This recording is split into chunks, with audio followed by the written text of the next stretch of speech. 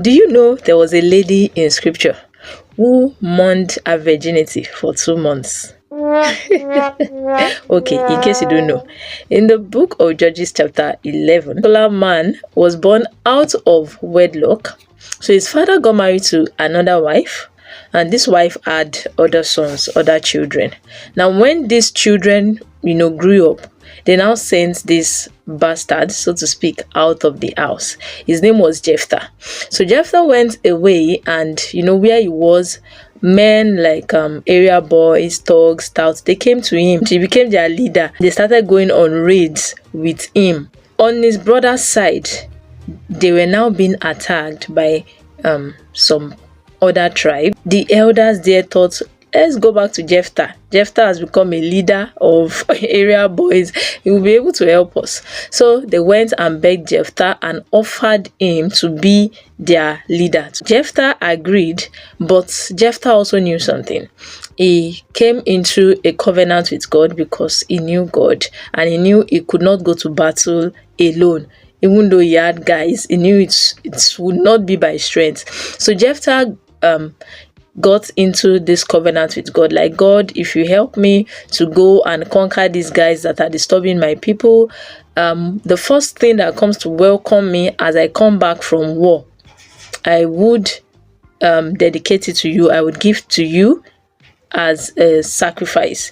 I will give it as a burnt sacrifice. So if it's an animal, it will be a burnt sacrifice. If it's a human being, the person would be a living sacrifice. Wonderfully, Jephthah went, for this battle, and he came back victorious.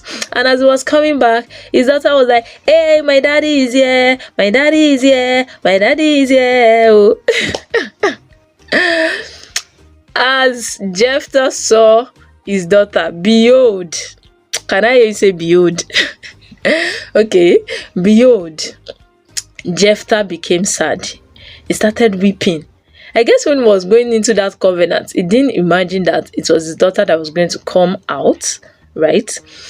But it happened, and God already fulfilled his part of that covenant. Like, he brought Jephthah back victorious. So it was time for Jephthah to fulfill his own vows. So Jephthah was unhappy, and his daughter was like, my father, don't worry.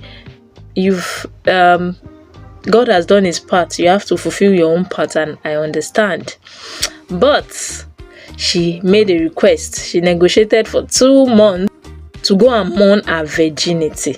So that's like the clause for me. I'm like, who mourns virginity? Virginity that she wasn't going to lose.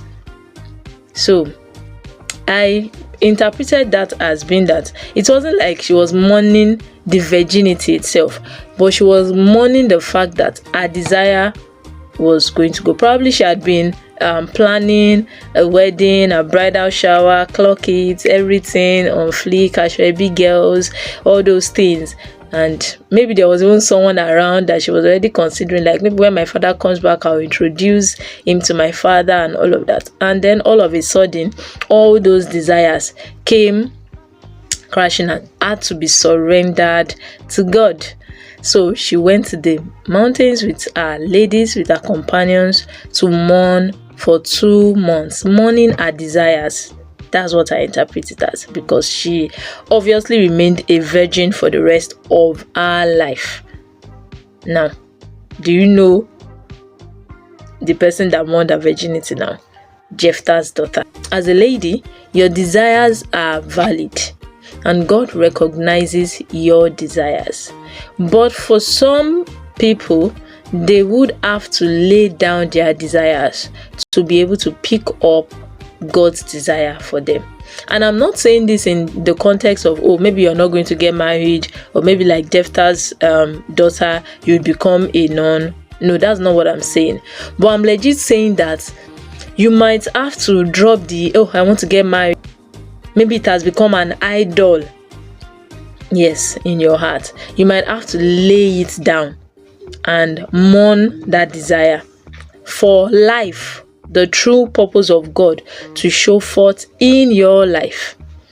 I believe you understand. No, the person that owns this message understands it very well. And even beyond marriage, for each and every one of us as children of God, there are seasons where we have to lay down what seems like, oh, I want this thing, do or die. And I have to lay it down as a living sacrifice or as a burnt offering for that which God wills to show forth in our life. I believe this has blessed you. If you learned anything, do well to leave a comment for me in the leave a comment for me or like this video. I'll see you in the next. Bye.